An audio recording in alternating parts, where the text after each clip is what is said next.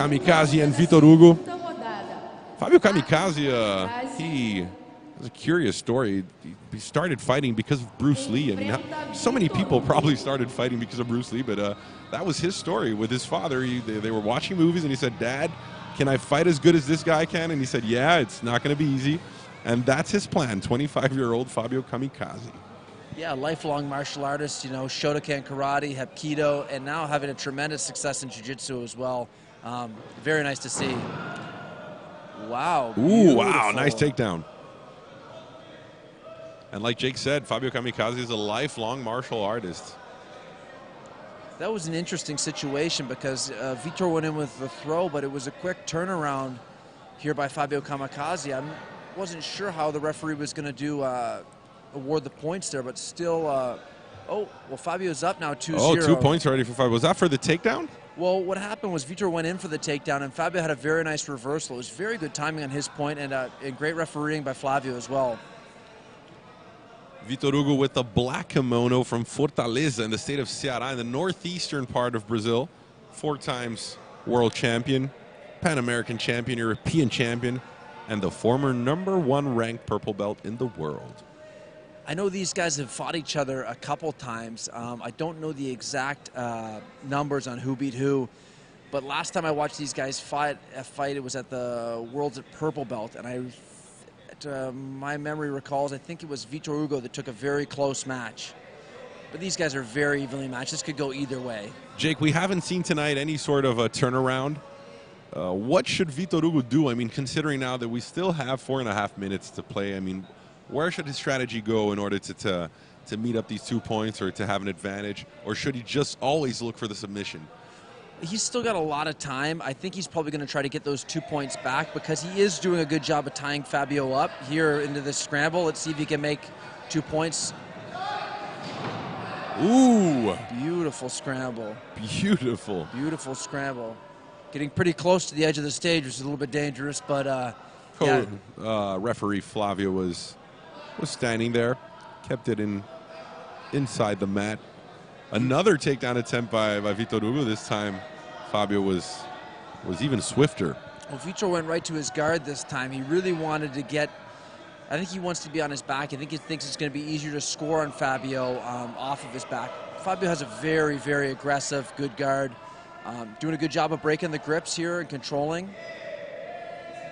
This is going to be important for these guys, too, because whoever goes down 2 losses, it's going to be very hard to come back in this format. You know, so with a win here, this could bring Fabio right back into the tournament. And with a loss, I mean, it's going to put you in the hole for sure. Cold waters. Absolutely.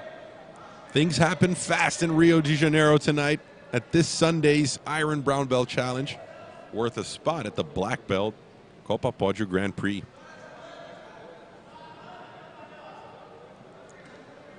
Vitor Hugo doing a good job there with the belt, trying to work the De La Riva a little bit, but I'm very impressed with Fabio doing a very good job with his posture. He doesn't want to get tied up here. This is a sticky situation here. Fabio Kamikaze not making reference to his name, playing it safe. Not at all a kamikaze in this fight. 2 points ahead. At this level, these guys gotta play it safe. You know, I've watched Fabio compete at the highest level, and you know, especially through the opening rounds of some of the tournaments, he's going to be submitting a lot of the guys with a very aggressive style. But here, I think a lot of times the person that makes the least amount of mistakes is going to come out the victor. And very, very close match so far. All tied up on advantages, 2-0 for Fabio Kamikaze, and this is an interesting situation. Only the 5th year Fabio Kamikaze is training the suave art of jiu-jitsu.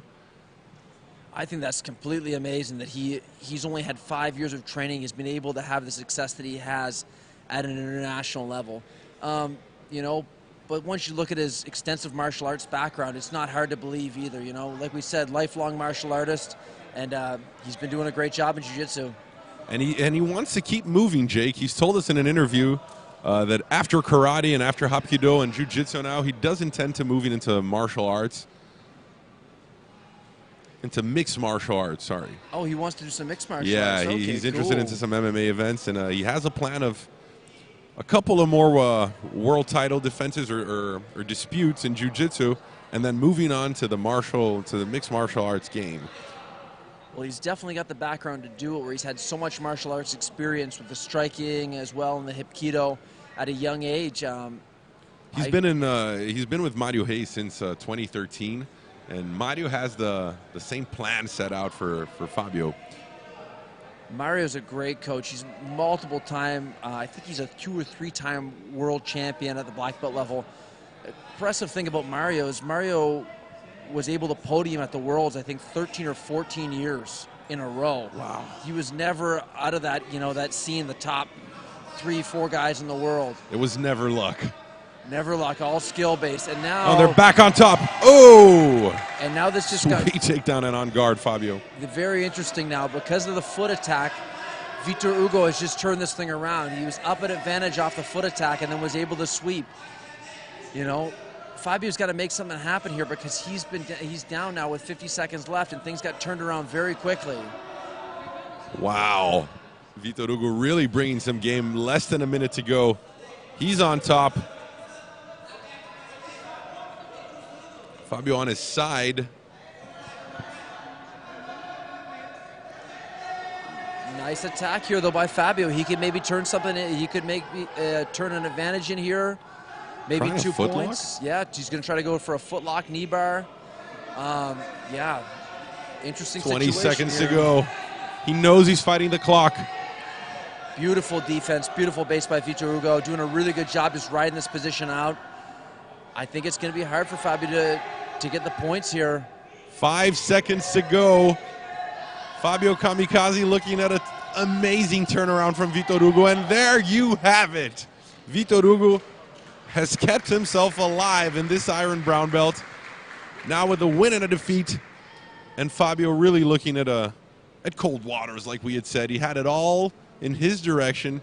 With less than a minute to go, Victor managed to turn things around, turn the tables around. Jake. Very, very, very impressive. Fabio was doing a very good job of controlling the match, kind of similar to what Kynan had been doing in the last couple of fights. But that's the game, 6 minutes, If you make a mistake late on in the match, it's a very little time to, run after your opponent and try to, play catch-up. I was very impressed with both guys, especially Vitor Hugo. He was able to turn that around. Fabio was doing a very good job. Good posture on top, breaking the grips, trying to keep a hold of that lead that he had. But that's the way the coin goes sometimes. That's the way. That is the way. Right now, Kynan with 2 wins. Fabio Kamikaze 2 defeats, 2 losses. You can see in his face, he knows what that means right now. I mean, it is a complicated spot. Vitor Hugo now with 1 win and a defeat. And Felipe Trovo the same.